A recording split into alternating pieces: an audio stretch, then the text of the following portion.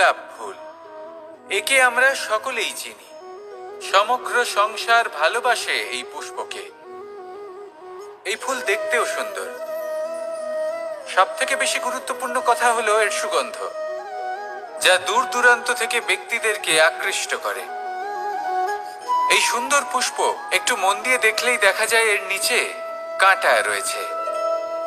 এই সংসার বলে, এ প্রকৃতির কেমন রচনা, এত কোমল পুষ্প, এটা কি তীক্ষ্ণ কাঁটা সহ প্রস্ফুটিত হয়? এটাই হলো জীবনের সত্য। আমাদের অন্তরের সদ্গুণ, সেগুলিও এই ফুলের মতোই সুন্দর। সংসারের সৌন্দর্য দেখতে পায়, এর সুগন্ধ চতুর্দিকে ছড়িয়ে পড়ে। কিন্তু এই সদ্গুণ জাগ্রত করে তোলার জন্য কঠোর পরিশ্রম করতে হয়, প্রতিনিয়ত চেষ্টা করে যেতে হয়।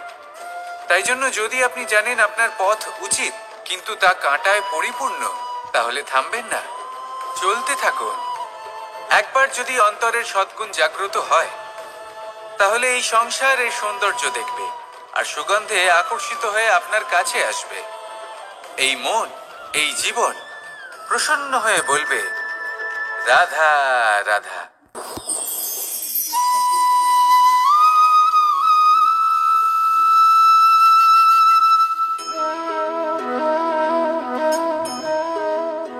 মোহনের বাঁশির এই সুর, এই সঙ্গীত কার না পছন্দ হয়? সবারই খুব ভালো লাগে। এবার এই সুর আসে কোথা থেকে? কেউ বলবেন কৃষ্ণের হৃদয় থেকে। সত্য কথা, এই সুর হৃদয় থেকে নির্গত হয় এবং প্রকট হয় এই বাঁশি থেকে। এই বাঁশিটাকে দেখুন, এই ছিদ্রগুলি দেখুন, প্রত্যেকটা সুর থেকে নিজস্ব একটা স্বর নির্গত হয়। এবার যে ব্যক্তি এই সমস্ত সুর এবং স্বর বুঝতে পারেন, এতে নিপুণ, তিনি এই বাঁশির দ্বারা যে সুর নির্গত করবেন তা তো মধুর অবশ্যই হবে। এবার জীবনের সাথেও কিছুটা এরকমই ঘটে। জীবনের কিছু নীতি থাকে, অর্থ, কুটুম্ব এবং আধ্যাত্মিক। যদি জীবনের প্রত্যেকটা মুহূর্ত সুখময় হয় এরকম আপনি চান, তাহলে এই তিনটি নীতিতে আপনাকে নিপুণ হতে হবে। কোনো একটি বিশেষ নীতির প্রতি যদি আপনি বেশি ঝুঁকে পড়েন, তাহলে বাকি দুই নীতি থেকে যা সুখ লাভ করা সম্ভব তা পারবেন না। ধন অর্জন করতে হবে পরিবারের জন্য, পরিবারের সুখ মনের শান্তির জন্য, মনে শান্তির প্রয়োজন মনের শুদ্ধতার জন্য। যখন এই মন শুদ্ধ হবে, জীবন শুদ্ধ হবে, পবিত্র হবে, সুন্দর হবে এবং ভালোবেসে বলবে, রাধা রাধা। জীবনে এমন কিছু কাজ রয়েছে যা আমাদের কখনোই করা উচিত নয়, যেমন আশা করা।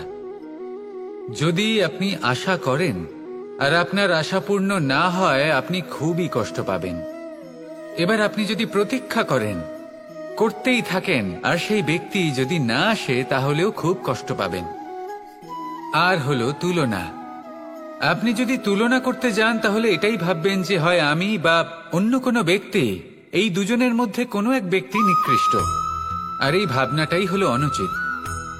যদি আমরা কথা বলি সেই সব বিষয়ে যা আমাদের করা উচিত, যেমন পরীক্ষা। এই পরীক্ষা সবসময় আমাদের আরো সফল করে তোলে, আরো শ্রেষ্ঠ করে তোলে, আরো উৎকৃষ্ট করে তোলে। আসন্ন মহাসংগ্রামের জন্য আমাদের প্রস্তুত করে তোলে এই পরীক্ষা। তাই এই পরীক্ষার থেকে কখনোই পালাবেন না, এর সম্মুখীন হন। আর হলো কর্ম। কর্ম করা কখনোই বন্ধ করবেন না। তুলনা করার বদলে কর্ম করুন, প্রতীক্ষা করার বদলে কর্ম করুন, আর আশা করার বদলে কর্মই করুন। জীবন সফল হয়ে যাবে। দেখুন, সবার শেষে সত্যি বলতে এই কর্ম আর এই পরীক্ষা, এই দুই আমাদের জীবনকে সুখী করে তুলতে পারে। আসুন আর আমার সাথে ভালোবেসে বলুন, রাধা রাধা। ধন, সম্পত্তি, এগুলো আসলে কি? এগুলো শুধু সেই মূল্য যার দ্বারা আমরা কোনো কিছু অর্জন করতে পারি। এবার এই ধনের দ্বারা এই সংসারে অনেক কিছু লাভ করা সম্ভব, কিন্তু সেই সবকিছুই শুধুমাত্র ভৌতিক বস্তুই হবে, ভৌতিক সামগ্রী, ভৌতিক সুবিধা। অর্থাৎ আপনার কাছে যতই ধন থাকুক, তা আপনাকে শান্তির ঘুম এনে দিতে পারবে না, আপনাকে জীবনের বাস্তব সুখের অনুভূতি লাভ করাতে পারবে না, কারণ এগুলো ভৌতিক ধন। এ ভৌতিক বস্তুই অর্জন করাতে সক্ষম। বাস্তবিক ধন কি? যদি এই প্রশ্ন আপনার মনে আসে, তাহলে তার উত্তর আমি আপনাকে দেব একটা উদাহরণের মাধ্যমে। কখনো আপনি শুনে থাকবেন যে একজন পিতা আজীবন অনিষ্ট করেন, অনর্থ করেন, খারাপ কাজ করেন শুধু ধন অর্জনের জন্য। তিনি ভাবেন যে আমি ধন অর্জন করব আর নিজের সন্তানকে একটা উজ্জ্বল ভবিষ্যৎ প্রদান করব, একটা সুখ স্বাচ্ছন্দ্যময় জীবন দান করব। এবার সন্তান যখন জন্ম লাভ করে, তখন সে ভাগ্যের জোরে সেই ধন ভোগ করে। যেরকম সে পায় সেরকমই তার ব্যবহার সে করে। কখনো আপনি এটাও দেখে থাকবেন যে সেই সন্তান সমস্ত ধন নষ্ট করে ফেলে, আর সেই পিতা যিনি সমস্ত ধন সঞ্চয় করেছেন, যিনি সেই ধনের প্রভু, আজ সেই ধনের প্রহরী হয়ে রয়েছেন। এবার এরকম কেন হয়? এরকম তখনই হয় যখন সেই পিতা বুঝতেই পারেন না যে তার জীবনের আসল ধন কি। সেই আসল ধন তার সন্তানকে সে দিতেই পারে না। যদি পিতা তার সন্তানকে কর্মের জ্ঞান দিতে পারেন, উচিত কোনটা অনুচিত কোনটা সেই শিক্ষা দিতে পারেন, সংস্কারের প্রকৃত শিক্ষা দিতে পারেন, তবে সেটা ধনের থেকে অনেক বেশি গুরুত্বপূর্ণ। এটাই হলো জীবনের বাস্তব ধন। আপনি সেই কথা তো অবশ্যই শুনে থাকবেন, কুসন্তান হলে ধন সঞ্চয় করে কি হবে, সুসন্তান হলে ধন সঞ্চয় করে কি হবে। সন্তান যদি কুপুত্র হয় তাহলে সব নষ্ট করে ফেলবে, আর সন্তান যদি সুপুত্র হয় তাহলে ধন থাকুক না থাকুক, সে নিজেই কর্মের পথে অগ্রসর হয়ে ধন অর্জন করবে আর নিজের জন্য এক উজ্জ্বল ভবিষ্যৎ গড়ে তুলবে। তাই সন্তানকে সম্পদ দেওয়ার আগে কর্মের জ্ঞান দান করুন, সুশিক্ষা দিন, কারণ এটাই হলো জীবনের প্রকৃত ধন। আসুন আর আমার সাথে ভালোবেসে বলুন, রাধা রাধা। এই জীবন কিভাবে বদলানো সম্ভব? কিছু মানুষ বলেন যে নিরন্তর কাজ করলে, পুরুষার্থ পালন করলে এই জীবন বদলে ফেলা সম্ভব। আজ আমি আপনাকে বোঝাবো যে এক মুহূর্ত, সময় আর সিদ্ধান্ত কতটা গুরুত্বপূর্ণ হয়। এক মুহূর্তই যথেষ্ট। একটা মুহূর্ত এত শক্তিশালী হতে পারে যে তা আপনার সমগ্র জীবন পাল্টে দিতে পারে। এমন এক সময় ছিল শ্রীরামের কাছে, যখন ওনাকে সিদ্ধান্ত নিতে হয় যে উনি নিজের পিতার আদেশ পালন করতে বনবাসে যাবেন নাকি যাবেন না।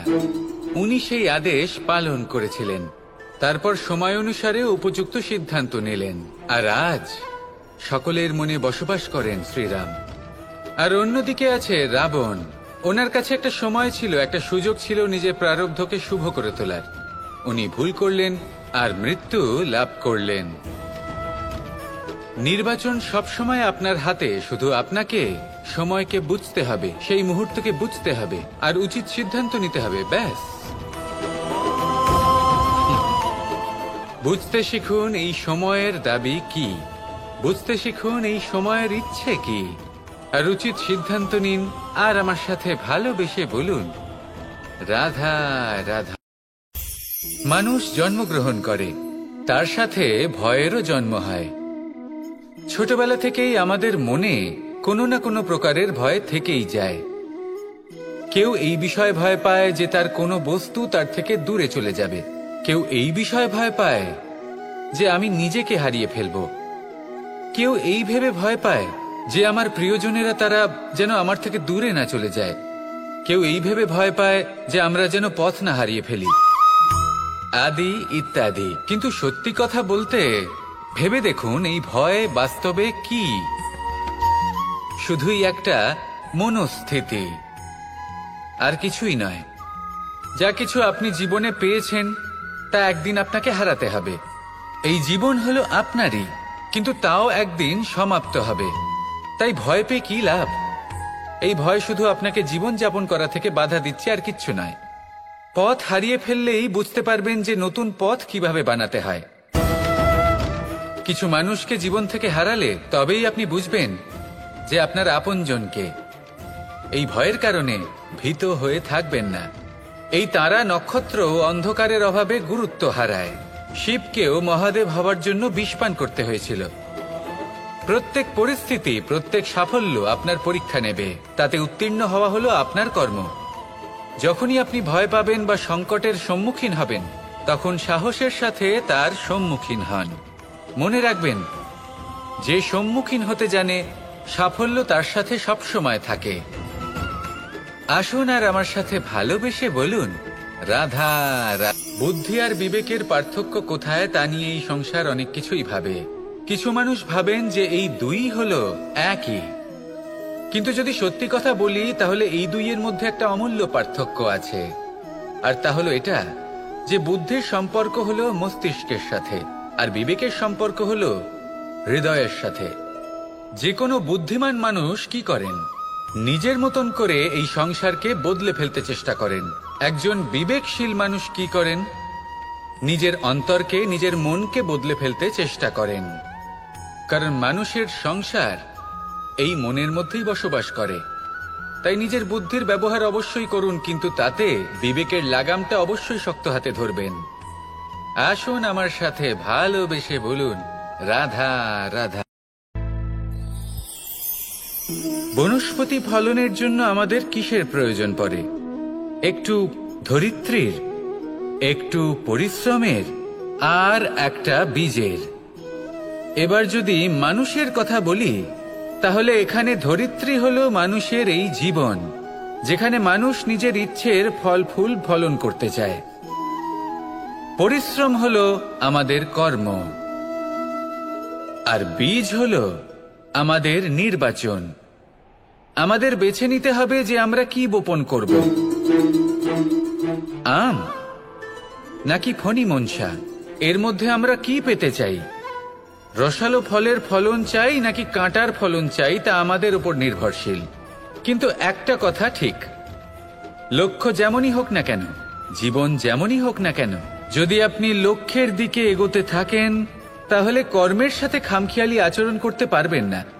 যদি আপনি এমন করেন, তাহলে এটা আপনাকে একটা অনুচিত লক্ষ্যে পৌঁছে দেবে, সেটা কিন্তু নিশ্চিত। সবসময় এটা মনে রাখবেন, কর্মের সাথে খামখেয়ালি হবেন, অর্থাৎ কর্মফলও আপনার সাথে খামখেয়ালি হবে। তাহলে নিষ্ঠার সাথে কর্ম করতে থাকুন আর নিজের লক্ষ্যকে প্রাপ্ত করুন। আর আমার সাথে ভালোবেসে বলুন, রাধা রাধা। পরিস্থিতি কখনো এটা ভালো থাকে, আবার কখনো মন্দ হয়ে যায়। কখনো এই পরিস্থিতি আমাদের পক্ষে থাকে, আর কখনো এই পরিস্থিতি অনুযায়ী আমাদের চলতে হয়। কোনো বিকল্প থাকে না।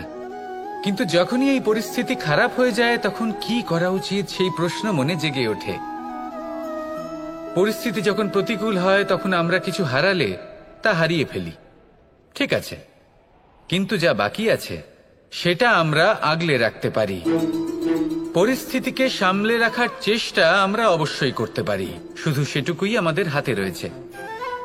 কিন্তু এর থেকেও বড় সমস্যা আছে, অহংকার। কখন প্রবেশ করে আমরা জানতেও পারি না। এই অহংকার আপনাকে বুঝতেও দেবে না যে আপনি সত্যি কিছু হারিয়েছেন। আপনার কিছুই যাবে আসবে না। দেখতে গেলে আকাশের সূর্য নিজের প্রকাশ হারিয়ে ফেলে যখন অন্ধকার ঘনিয়ে আসে।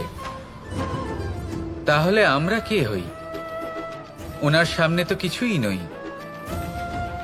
এই অহংকার আমাদের দমন করতেই হবে।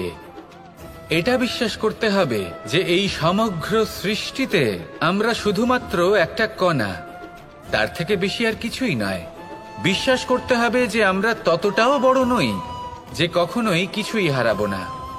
এবার যেদিন এই জ্ঞান আপনি আত্মস্থ করে নিজের আচরণ পাল্টাবেন, মনে রাখবেন সেই দিনই অহংকারকে দমন করতে আপনি পথে অগ্রসর হয়ে পড়েছেন। এই অহংকারকে দমন করুন আর আমার সাথে ভালোবেসে বলুন, রাধা রাধা। অন্ধকারাচ্ছন্ন রাত্রি যদি এসে থাকে, তাহলে আলোকিত প্রকাশ নিয়ে সূর্যও অবশ্যই আসে। রোগ যদি এসে থাকে, তাহলে তার ওষুধও অবশ্যই আসে। সমস্যা যদি আসে, তাহলে সেই সমস্যার সমাধানও নিজে থেকেই আমাদের কাছে চলেই আসে। এই সংসার, এই জীবনের শুধুমাত্র একটাই নিয়ম আছে, আর তা হলো এটাই, এই সংসার হলো একটা চক্রের মতো, এতে শাশ্বত বলে কিছু নেই, নিত্য বলে কিছু নেই। আর যা কিছুই রয়েছে সব বদলাতে চলেছে। যদি আপনার জীবনে দুঃখ থাকে, সমস্যা থাকে, যদি আপনি বিপদ দ্বারা আচ্ছন্ন, তাহলে মনে রাখবেন সবকিছু বদলে যেতে চলেছে। দুঃখের সময় কাঁদবেন না, মনকে আরো দুঃখী করে তুলবেন না, কারণ এখানে যা কিছুই এসেছে তা যাওয়ার জন্যই এসেছে। তাহলে এত চিন্তা কিসের? আনন্দ সহকারে জীবন যাপন করুন আর আমার সাথে ভালোবেসে বলুন রাধা রাধা। যদি কোনো সিংহ বানরের মতো গাছে চড়তে চেষ্টা করে তাহলে কি হবে? একটা মাছ যদি মাটিতে হাঁটতে চেষ্টা করে তাহলে কি হবে? তারা বিফলই হবে। কিন্তু এরকম কেন হয়? তার কারণ হলো প্রকৃতির রচনা কিছুটা এরকম। এখানে প্রত্যেকটি ব্যক্তিকে, প্রত্যেকটি প্রাণীকে আলাদা আলাদা গুণের অধিকারী করা হয়েছে এবং সকলকে একটা সীমাও প্রদান করা হয়েছে। এবার এই যে বৃক্ষ, পশু, পাখি, এদের মধ্যে সেই ক্ষমতাই নেই যে এরা নিজেদের যাচাই করতে পারবে, নিজেদের সীমাগুলো বুঝতে পারবে, নিজেদের সদ্গুণগুলো চিনতে পারবে। এরা সেটা করতে পারবে না। কিন্তু মানুষ তো আলাদা। মানুষের কাছে সেই বিশেষ শক্তি আছে যে তারা পূর্ণরূপে নিজেদের যাচাই করতে পারবে, নিজেকে পূর্ণরূপে বুঝতে পারবে, নিজের দোষ, নিজের অপগুণ, নিজের সদ্গুণ, নিজেদের সীমাগুলো তারা বুঝতে পারবে। আর এটা অত্যন্ত গুরুত্বপূর্ণ। কথায় আছে যে যদি সাফল্য লাভ করতে হয় তাহলে নিজেকে যাচাই করে নিতে হবে।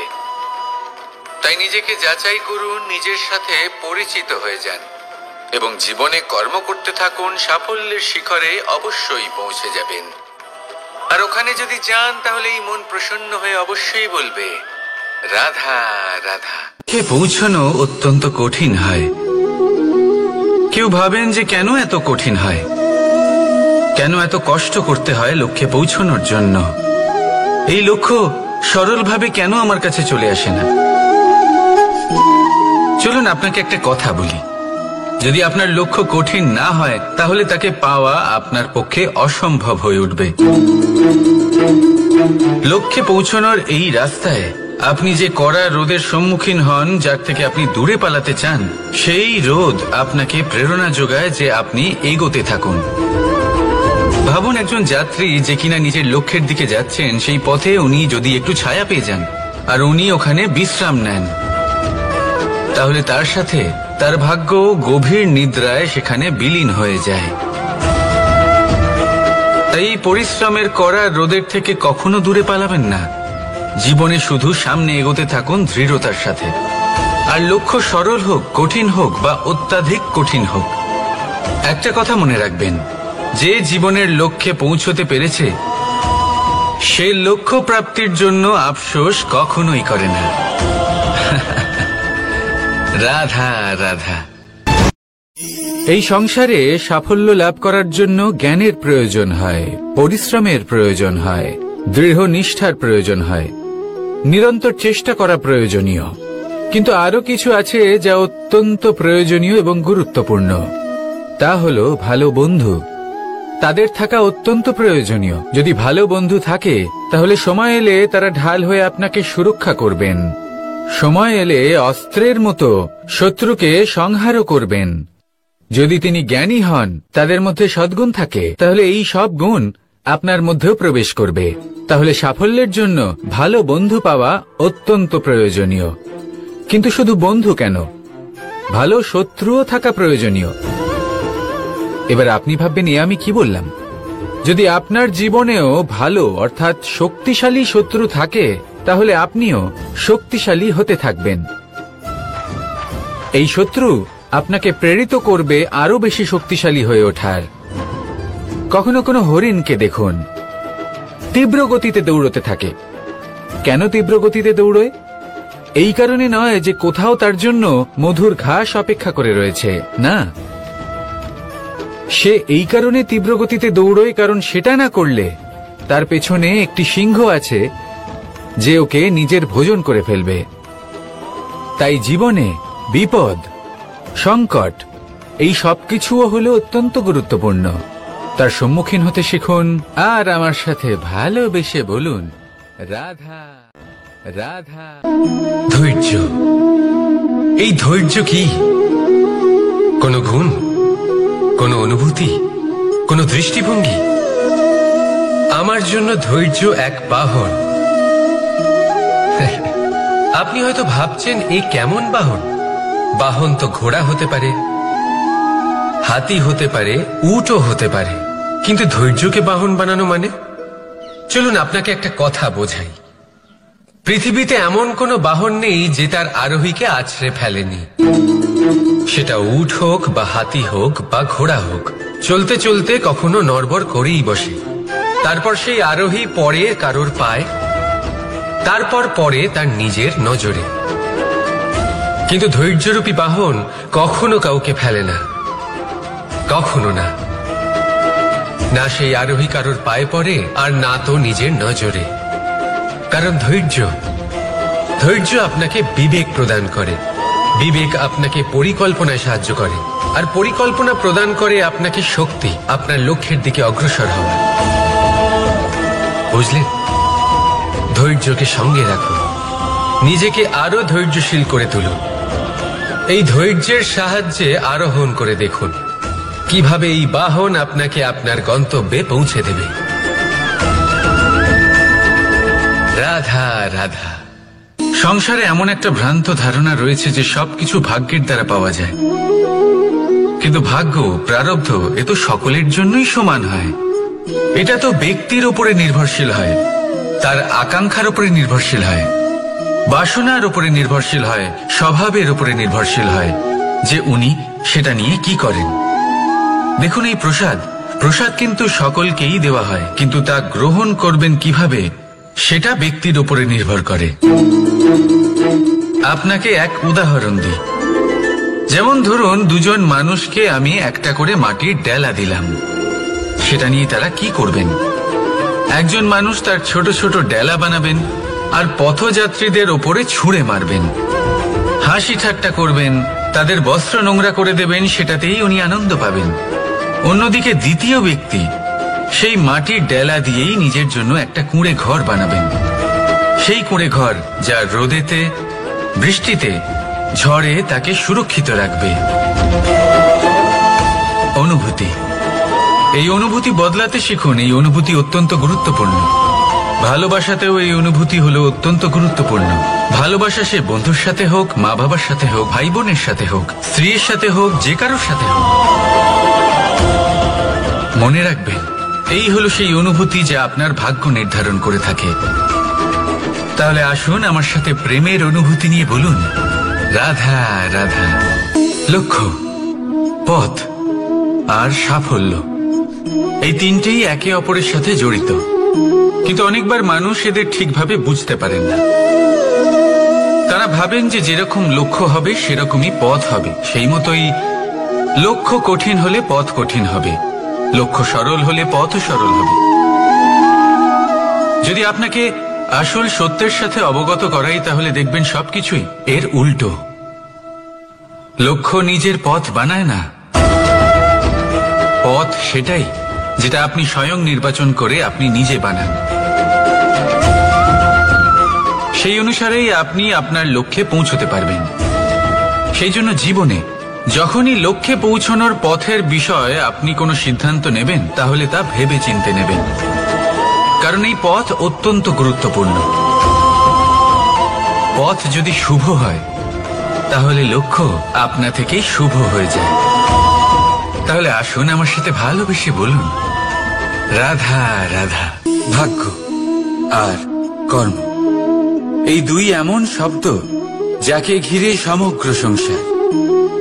কেউ বলে আমার ভাগ্যে এটা ছিল না, যা পেলে আমার জীবন অন্যরকম হতো। কেউ বলে আমার গত জন্মের কর্ম নিশ্চয়ই এমন ছিল, যে কারণে এই জন্মে এরকম ভাগ্য পেয়েছি আমি। এসব বাদ দিন আর একবার শান্ত চিত্তে ভাবুন। আপনি বুঝতে পারবেন যে ভাগ্য আর কর্ম এই দুই এই জন্মের। তফাৎ শুধুমাত্র এটাই যে যদি ভাগ্যের কথা বলা হয় তাহলে আপনি এই ভাগ্যের থেকে যত বেশি আশা করবেন তত বেশি নিরাশ হবেন আপনি। কারণ এই আশা আপনাকে কর্ম করা থেকে আটকায়। যদি কথা বলা হয় কর্মের, তাহলে নিজের কর্মের প্রতি যত বিশ্বাস রাখবেন তত বেশি সফলতা আপনার কাছে আসবে। তাই একটা কথা মনে রাখবেন, ভাগ্য আপনার কর্ম নির্ধারণ করে না, কিন্তু আপনার কর্ম আপনার ভাগ্যকে অবশ্যই নির্ধারণ করে।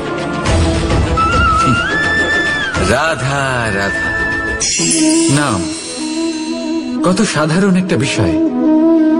প্রত্যেক মানুষ যে জন্ম নেয় তাকে একটা নাম দেওয়া হয়, যা সে পেয়ে থাকে তার মাতা পিতার দ্বারা, না হলে তার গুরুর দ্বারা, বা কোনো আত্মীয়ের দ্বারা, বা কোনো কাছের মানুষের দ্বারা।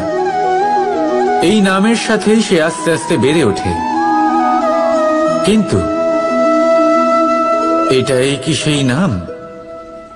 এই নামই কি সবকিছু? কখনোই নয়। একটা নাম সেটা যা আপনি জন্মের সময় লাভ করেন, যে নামে আপনি কর্মের পথে অগ্রসর হন। আরও একটা নাম সেটা যা আপনি আপনার কর্মের দ্বারা অর্জন করেন, আর এই নামেই আপনাকে সবাই যুগ যুগ ধরে মনে রাখে। আপনার আসল নাম সেটা নয় যা আপনাকে জন্মের সময় দেওয়া হয়েছিল। আপনার আসল নাম সেটা যেটা আপনি আপনার কর্ম দ্বারা লাভ করেছেন। কারণ সেই লাভের পেছনে প্রচুর প্রয়াস লুকিয়ে থাকে, অনেক পরিশ্রম লুকিয়ে থাকে। কিন্তু যদি আপনি চান যে মানুষ আপনার নাম মনে রাখে, তাহলে আপনাকে কর্মের পথে অগ্রসর হতেই হবে। শুভ কর্ম করতে হবে, অনর্গল চেষ্টা করে যেতে হবে, মহান কাজ করতে হবে। আর বিশ্বাস করুন, আপনি একটা মহান নামের ফল অবশ্যই লাভ করবেন। রাধা রাধা। আমি এখানে একা এই বনে বসে আছি, বাঁশি বাজাচ্ছি। কার জন্য? কে আছেন এখানে? কেউ নেই। আমার প্রজা, আমার রাজ্য, আমার পরিবার আমার থেকে অনেক দূরে আছেন। আমি এখানে একা এই বনে বসে এই আকাশের এই রঙের, গাছের এই সব ফলের, মাটির সুবাসের আনন্দ উপভোগ করছি। কেন? আমি হলাম দ্বারকাধীশ। এমন কি রাজকীয় বা ভৌতিক সুখ রয়েছে যে আমি ওখানে পেতে পারি না? সবকিছুই পেতে পারি, তাও এখানে বনে একা বসে আছি। কোন সুখ খুঁজে চলেছি? একা থাকার সুখ। আমরা প্রত্যেকদিন অনেক মানুষের সাথে, চিন্তাধারার সাথে, কর্মের সাথে, পরিস্থিতির সাথে, সুখ দুঃখের দ্বারা বেষ্টিত থাকি। জীবনের এই চক্রে আমরা জড়িয়ে পড়তে থাকি। যতই আমরা এই সমস্যার সমাধান করি, আমরা ততই এতে জড়িয়ে পড়ি।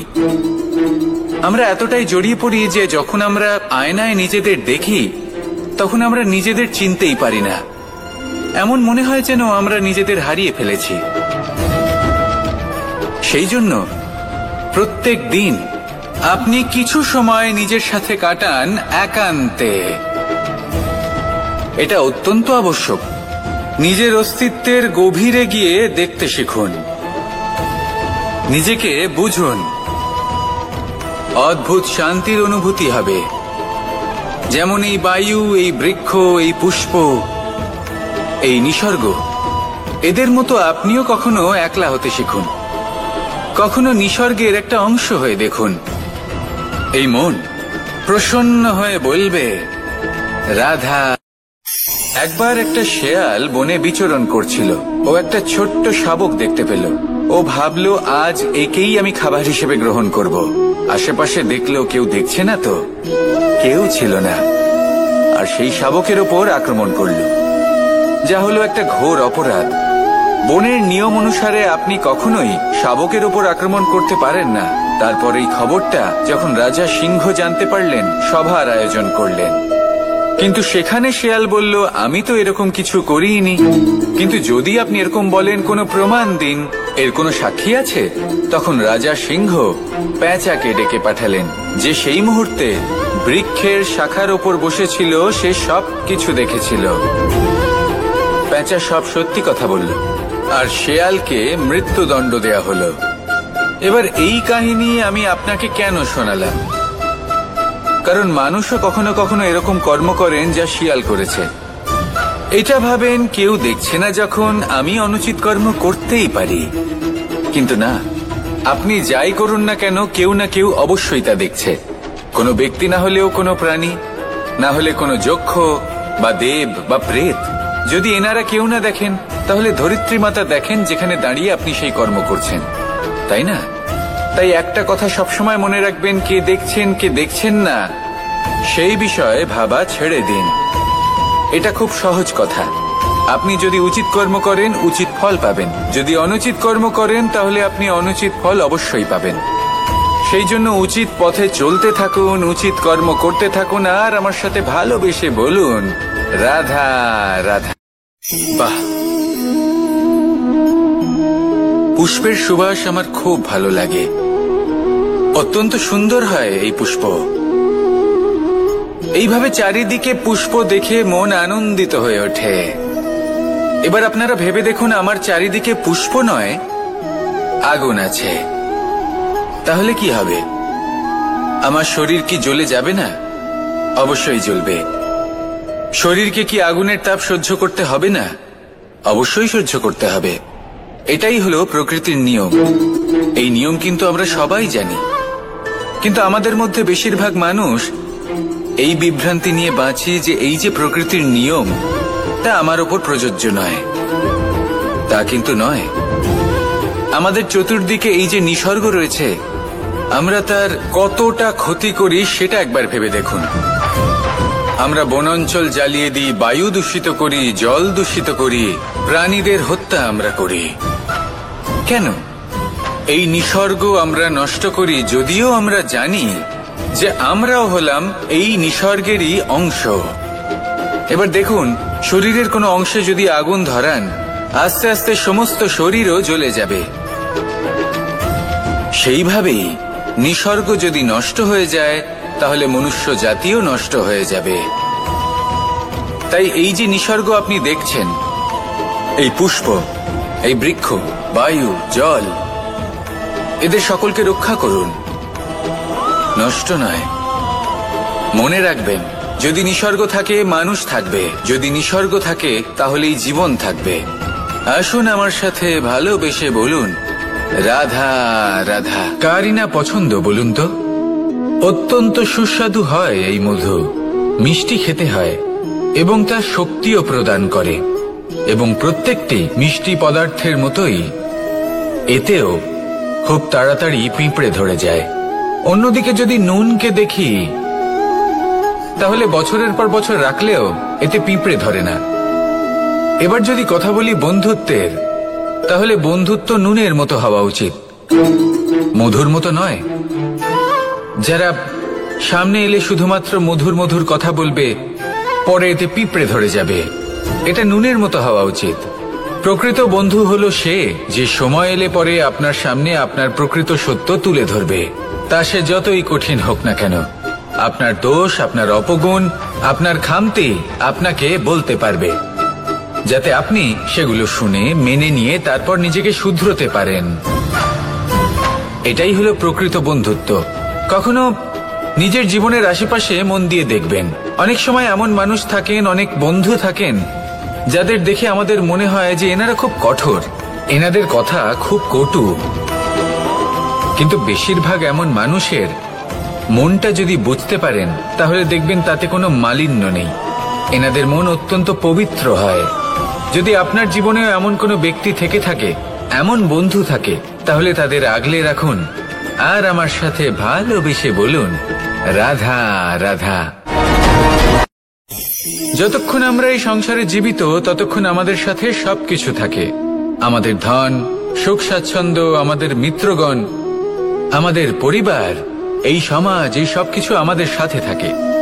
যেদিন আমরা এই সংসারকে ত্যাগ করব, এদের মধ্যে কেউ আমাদের সাথে যাবে না, না ধন, না স্বাচ্ছন্দ্য, না সম্পত্তি। এই সকল মানুষ, এই সমাজ, এরা শুধুমাত্রই শ্মশান পর্যন্ত আমাদের সাথে থাকতে পারবেন। তারপরে যদি আমাদের সাথে কিছু যেতে পারে তাহলে তা শুধুই আমাদের ধর্ম। আর এই সংসারে আমরা নিজেদের যে সুনাম রেখে যাই সেটা সম্ভব শুধুমাত্র কর্মের দ্বারা। সেই জন্য সংসারে যতদিন পর্যন্ত জীবিত আছেন, যদি কিছু অর্জন করতে চান তাহলে ধর্ম অর্জন করুন, ধর্মের বিষয়ে স্পষ্টতা অর্জন করুন এবং কর্ম অর্জন করুন। এটাই হবে আপনার অতীত এবং এটাই হবে আপনার ভবিষ্যৎ, এবং এটাই সকলকে প্রেরণা প্রদান করবে। আসুন আমার সাথে ভালোবেসে বলুন, রাধা রাধা। যখনই কোনো যাত্রায় যাব বলে মনে করি, তখনই আমরা প্রস্তুত থাকি আসন্ন বিপদের জন্য বা সংকটের জন্য। যেমন যদি আমাদের মনে হয় যে আজকের পরিবেশ খুব ঠান্ডা হবে, তাহলে আমরা গরম বস্ত্র ধারণ করি বা সেটাকে সাথে নিয়ে যাই। যদি মনে হয় যে বৃষ্টি হতে পারে বা বৃষ্টি হয়ে চলেছে, আমরা দেখছি, তাহলে আমরা একটা ছাতা সাথে নিয়ে নিই। আমরা প্রস্তুত থাকতে চাই এবং এটাই উচিত, এবং সেই কারণেই আমরা যাত্রায় সাফল্য লাভ করি। কিন্তু যদি আমরা কথা বলি জীবনযাত্রা নিয়ে, যা কিনা সব থেকে বেশি গুরুত্বপূর্ণ, তাহলে তার জন্য আমরা পূর্ণরূপে প্রস্তুত থাকি না। আশেপাশের মানুষ, এই সমাজ, আমাদের সাথী, আমাদের মিত্ররা যে কোনো মুহূর্তে বদলে যেতে পারেন। সেই জন্য আমরা নিজেদেরকে কখনো সাবধান করি না, কখনোই নিজেদের প্রস্তুত করি না। আমাদের এটা কখনোই মনে হয় না যে এরকম হতে পারে, আর সেই কারণেই শেষে গিয়ে আমরা অত্যন্ত দুঃখ পাই। একটা অমূল্য শিক্ষা আছে যেটা আমাদের লাভ করা উচিত, সতর্ক থাকা উচিত। এই জীবনযাত্রার জন্য শুধুমাত্র এই পরিবেশের বিষয়ে তথ্য সংগ্রহ করা বা তাকে অনুমান করা, এটুকু হলেই চলবে না। আমাদের আশেপাশের মানুষজনকে দেখতে হবে, তাদের স্বভাব পরিস্থিতির ওপর নজর রাখতে হবে। যখন তারা রং পাল্টাচ্ছেন, নজর রাখতে হবে, তা অত্যন্ত আবশ্যক। পরিবর্তন আপনার জীবনে অবশ্যম্ভাবী, সঠিকভাবে তার সম্মুখীন হন। আসুন আমার সাথে ভালোবেসে বলুন, রাধা। এই সংসারের সব থেকে বড় সুখ কি? কেউ বলবেন নিজের লক্ষ্য প্রাপ্ত করা, কেউ বলবেন ধন উপার্জন করা, কেউ বলবেন নিদ্রাই সব থেকে বড় সুখ, কেউ বলবেন রাজ্য লাভ করা, আবার কেউ বলবেন মাতার হাত থেকে খাবার খাওয়া, আদি ইত্যাদি। কিন্তু যদি সত্যি কথা বলি, এই সংসারের সব থেকে বড় সুখ হল সেবা করা। কখনো কাউকে সেবা করে দেখুন। এই সেবা দ্বারা অন্য কোনো মানুষের আশীর্বাদ লাভ করাতেই সুখ রয়েছে। আপনার সেবা ভাব দ্বারা যখন কোনো মানুষ নিজের অন্তরাত্মা থেকে আপনাকে আশীর্বাদ করে, তার থেকে বড় সুখ আর কিছুই নেই। কারণ প্রত্যেক মানুষের মধ্যে ঈশ্বর বাস করেন। নরের সেবাই হল নারায়ণের সেবা। নিষ্কাম সেবা করাই হল সব থেকে বড় সুখ। তাই নিজের অন্তরে সেবার এই ভাব জাগ্রত করুন। যে সুখের কথা আমি বলছি, সেই সুখ অনুভব করেই দেখুন। এই মন সুপ্রসন্ন হয়ে বলবে, রাধা রাধা। বাহ, পুষ্পের সুবাস আমার খুব ভালো লাগে। অত্যন্ত সুন্দর হয় এই পুষ্প। এইভাবে চারিদিকে পুষ্প দেখে মন আনন্দিত হয়ে ওঠে। এবার আপনারা ভেবে দেখুন, আমার চারিদিকে পুষ্প নয়, আগুন আছে। তাহলে কি হবে? আমার শরীর কি জ্বলে যাবে না? অবশ্যই জ্বলবে। শরীরকে কি আগুনের তাপ সহ্য করতে হবে না? অবশ্যই সহ্য করতে হবে। এটাই হলো প্রকৃতির নিয়ম। এই নিয়ম কিন্তু আমরা সবাই জানি, কিন্তু আমাদের মধ্যে বেশিরভাগ মানুষ এই বিভ্রান্তি নিয়ে বাঁচি যে এই যে প্রকৃতির নিয়ম, তা আমার ওপর প্রযোজ্য নয়। তা কিন্তু নয়। আমাদের চতুর্দিকে এই যে নিসর্গ রয়েছে, আমরা তার কতটা ক্ষতি করি সেটা একবার ভেবে দেখুন। আমরা বনাঞ্চল জ্বালিয়ে দিই, বায়ু দূষিত করি, জল দূষিত করি, প্রাণীদের হত্যা আমরা করি। কেন? এই নিসর্গ আমরা নষ্ট করি, যদিও আমরা জানি যে আমরাও হলাম এই নিসর্গেরই অংশ। এবার দেখুন, শরীরের কোনো অংশে যদি আগুন ধরান, আস্তে আস্তে সমস্ত শরীরও জ্বলে যাবে। সেইভাবেই নিসর্গ যদি নষ্ট হয়ে যায়, তাহলে মনুষ্য জাতিও নষ্ট হয়ে যাবে। তাই এই যে নিসর্গ আপনি দেখছেন, এই পুষ্প, এই বৃক্ষ, বায়ু, জল, এদের সকলকে রক্ষা করুন, নষ্ট নয়। মনে রাখবেন, যদি নিসর্গ থাকে মানুষ থাকবে, যদি নিসর্গ থাকে তাহলেই জীবন থাকবে। আসুন আমার সাথে ভালোবেসে বলুন রাধা রাধা।